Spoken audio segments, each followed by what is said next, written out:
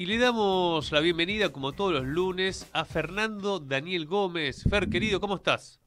Lucas Martín, ¿cómo le va? Leila, ¿cómo Buen estás día. vos? Buen lunes, amigo. Perdón, Laila. Laila. Hola, Había Laila. dicho que te iba a decir Laila. Bueno, Marquito. En Infonativa y en Radiográfica pueden encontrar la nota de Fer, titulada Tiempo de Crisis, y arrancás la nota con una cita del padre Carlos Mujica. Es interesante esta cita, sobre todo en este momento de la Argentina. Decía Mujica: temamos a quienes nos pueden anestesiar el alma y el corazón. Tengamos miedo a esta sociedad en la que vivimos, que algunos llaman de consumo, aunque solo sea de consumo para algunos y de hambre para muchos. ¿Qué decir de la figura de Carlos Mujica, Fer querido?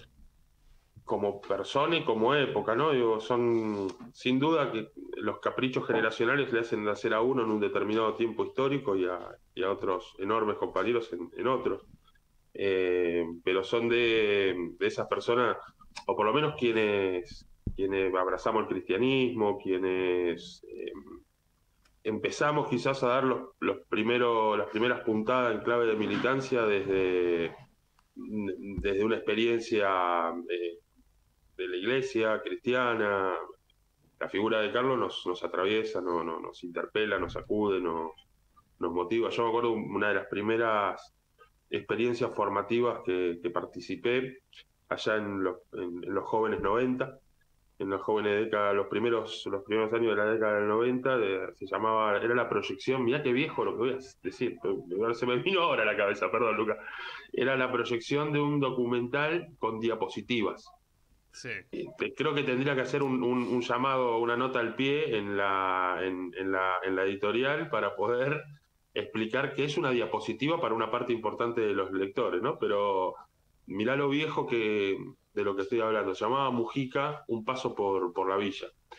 Y, la bajadita del ciclo de formación decía un cura asesinado por representar a los humildes. ¿Quién se anima a seguirlo?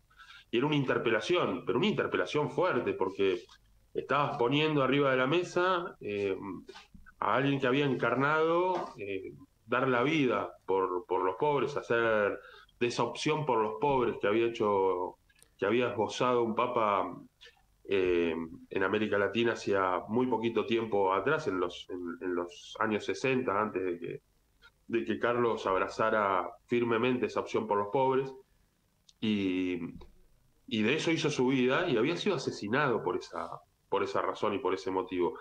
Y sacudía a la militancia la idea de decir, bueno, ¿quién se anima a seguir una representación seria, genuina, honesta de los intereses de lo humilde de la Argentina?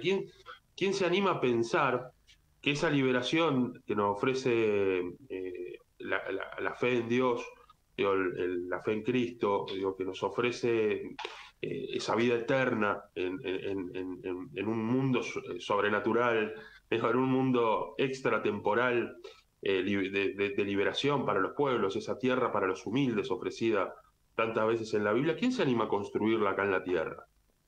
¿Quién se anima a liberar a los pueblos? ¿Quién se anima a liberar a las naciones de la opresión y del yugo en este momento de la historia? Y yo creo que eso nos sigue sacudiendo. A mí, inevitablemente, me parece que estas generaciones que hoy nos toca atravesar durísimos presentes y tiempos de mucha convulsión y mucha crisis política y geopolítica en Argentina y en el mundo entero, nos debieran atravesar esos interrogantes. ¿Cómo somos capaces de liberar a nuestros pueblos? ¿Cómo somos capaces de hacer de esta tierra, de este mundo que nos toca pisar y habitar, digo, la tierra prometida de los humildes? Me parece que ahí hay un sacudón. Y la otra es la representación, no solo de una persona, sino de sectores. Eso que te decía antes, cuando el Papa en los años 60 había planteado necesitamos una iglesia que haga su opción por los pobres.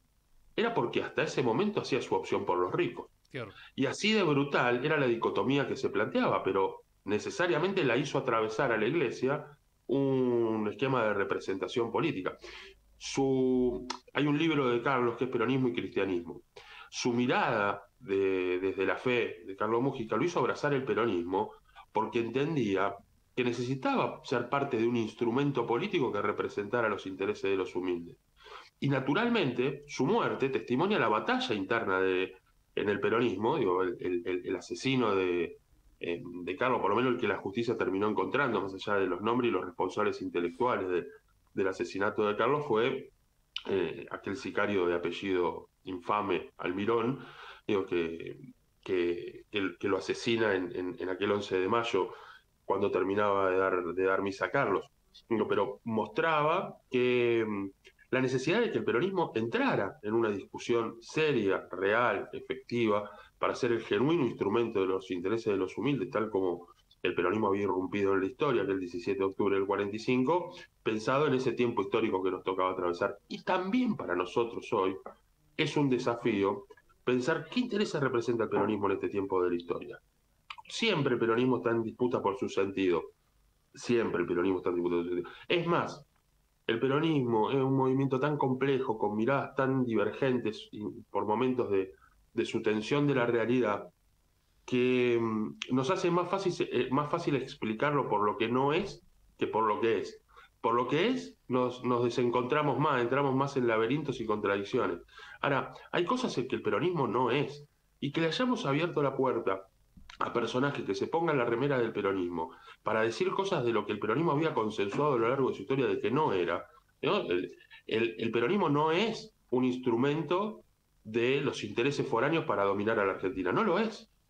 Entonces, que haya tipos que van y abrazan a un gerente de Cargill y le dan un beso y le garantizan que le van a aprobar las leyes en el Congreso, que le van a aprobar las leyes, que le van a servir los ministerios de Agricultura a su servicio y a su disposición. Eso no es el peronismo. No lo fue nunca, ni lo va a ser por mucho que lo pretendan. Y me parece que así, si fuéramos segmento por segmento de nuestra historia, nos vamos a dar cuenta de que en este tiempo también es necesario plantear un punto de inflexión y decir, che, por lo menos volvamos a consensuar una cosa. Tengamos en cuenta que el peronismo no es ese instrumento de dominación externa de los intereses nacionales. Que el peronismo no es un instrumento político de los ricos a su servicio para mantener a los pobres en un destino de miseria planificada a lo largo de su historia.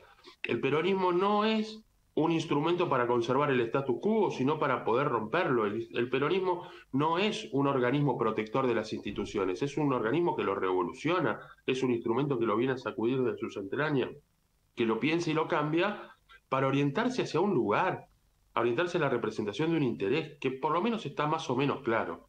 Entre la nación y el extranjero, optar por la nación.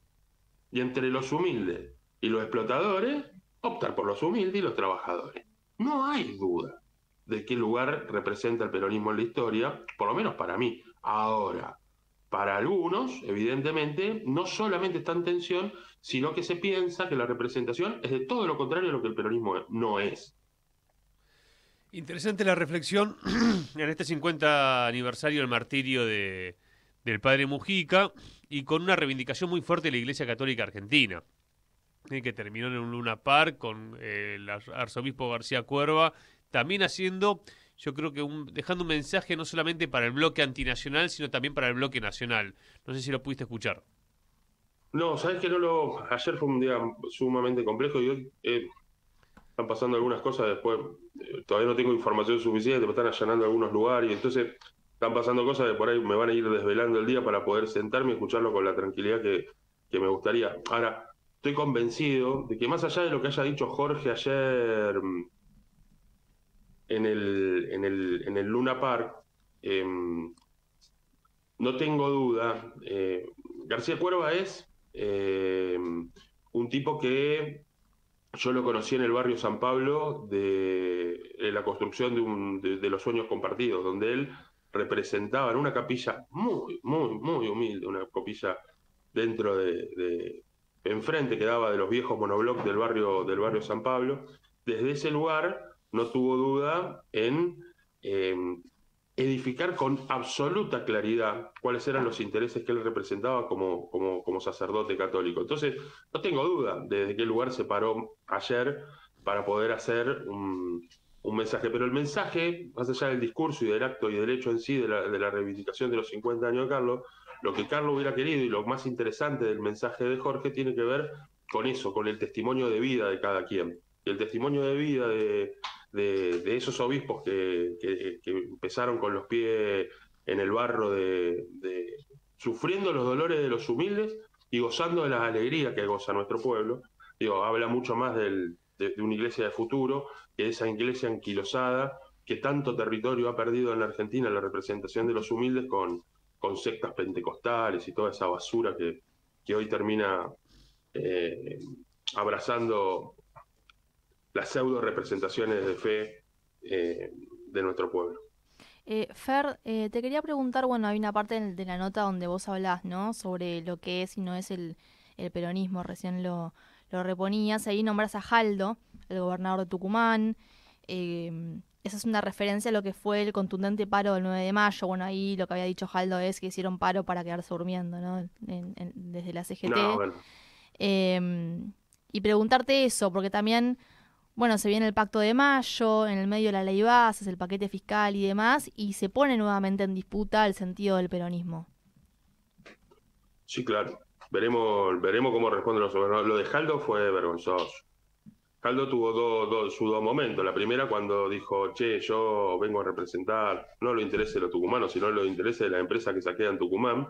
Y dijo, vamos a acompañar a este gobierno con la ley base. No al gobierno, en realidad lo que va a acompañar es a los grupos económicos que lo vienen presionando para que haga todo lo posible para tener algún votito más en el Senado, donde le escasean para terminar de aprobar una ley que le va a permitir a los monopolios que han desindustrializado Tucumán de una manera escandalosa, lo lleven aparte, evadir impuestos, lavar recursos, promover inversiones de grupos extranjeros con el RIGI que se consolida durante 30 años. En eso, ahí es donde Jaldo no tiene ninguna duda de qué interés se representa. Y después la sobreactúa.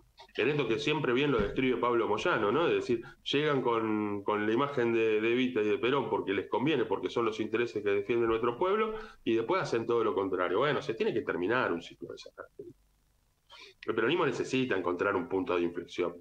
Lo de Jalil y lo de Jaldo, yendo a acompañar al esperpento de la ley bases que los grupos económicos diseñaron y le hicieron firmar al trastornado de Milei, es necesario que nosotros construyamos un punto de inflexión con esos personajes.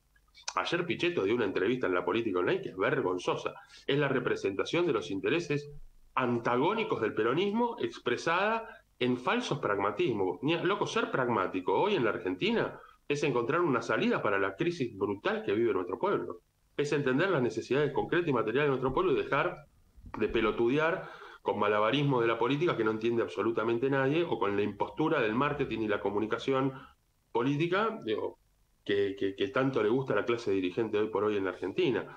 En serio, es necesaria una reflexión en la que para mí no está ni siquiera en el atisbo de la interpelación que necesitamos acudir de cara al 25 de mayo, como vos bien lo planteás. El 25 de mayo es un momento para construir un gran punto de inflexión desde los sectores que hoy estamos sufriendo fuertemente el embate de los grupos económicos hoy en Argentina. Sí, la resistencia, ¿no? A ver, Fer, con respecto a eso, mañana martes va a haber una reunión de organizaciones, está convocada por la Mesa de Organismos de Derechos Humanos, va a estar la CGT, la CTA Autónoma, van a estar referentes de los movimientos sociales, del UTEP, esto va a ser en la Facultad de Ciencias Sociales de la Universidad de Buenos Aires. Bueno, se espera la participación de Tati Almeida, de Héctor Daer, Pablo Moyano, Cachorro Godoy, Yasky, Peluca Gramajo, entre otros, y tiene que ver con, bueno, generar un espacio que coincida o que busque construir en unidad lo que viene, que estamos hablando de el posible tratamiento del Senado, de la ley bases, y también el 25 de mayo. El otro día, Héctor Amichetti, el viernes, cuando analizábamos el paro, el gringo de la Corriente Federal del Sindicato Gráfico, recordaba lo que ocurrió en el 2018, cuando se armó esa 9 de julio, que, bueno, la verdad que fue una gran convocatoria popular con la consigna "La patria está en peligro". Bueno, vos estuviste en esa construcción.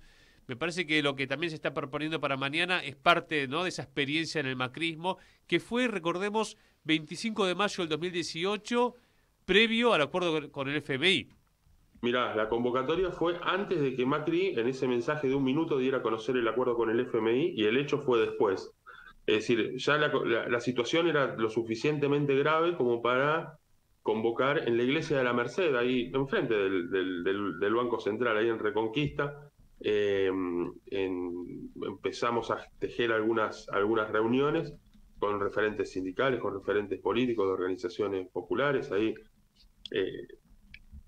una idea que había pergeniado el Coco Garfanini, en esas ideas a veces brillantes que él dice que se las subvaloran, y la verdad que lejos de eso fue construyendo encarnadura la idea de construir un gran escenario ese 25 de mayo, y después tuvo, como vos decís, en el medio de esa convocatoria, donde estábamos pensando esa actividad, Macri lanza ese video en el que plantea que iba a acordar con el FMI un préstamo inédito para la historia argentina. Claro. Y terminó edificándose un acto tremendamente grande, donde nuestro pueblo fue a expresar ahí lo que era la sensación térmica de lo que vivíamos, decir, che, loco, ¿qué pasa que nuestro pueblo no encuentra un lugar desde donde poder expresar masivamente lo que siente en este tiempo histórico?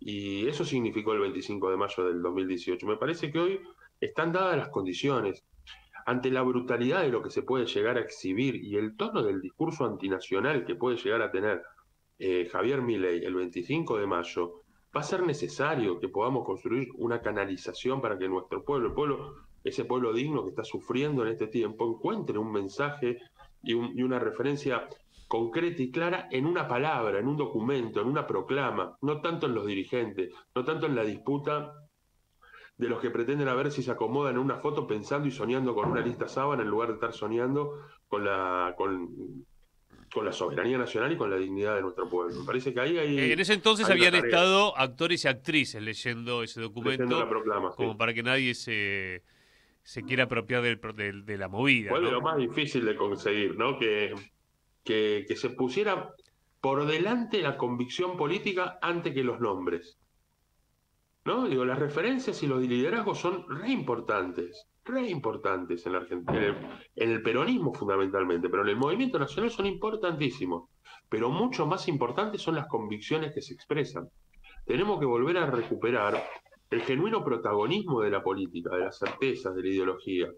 Si eso no nos atraviesa y no nos sacude la entraña como movimiento nacional, realmente vamos a tener serias dificultades. Pues no nos vamos a poner... No es un problema de nombre esto, ¿eh? Esto es un problema de qué intereses vamos a representar seria y dignamente en el tiempo por venir. Hay que recordar que después de esa proclama del 25 de mayo del 2018, el diario La Nación, que sabe de ideología y sabe de intereses foráneos, estuvo como una semana desmenuzando y trabajando sobre esa proclama.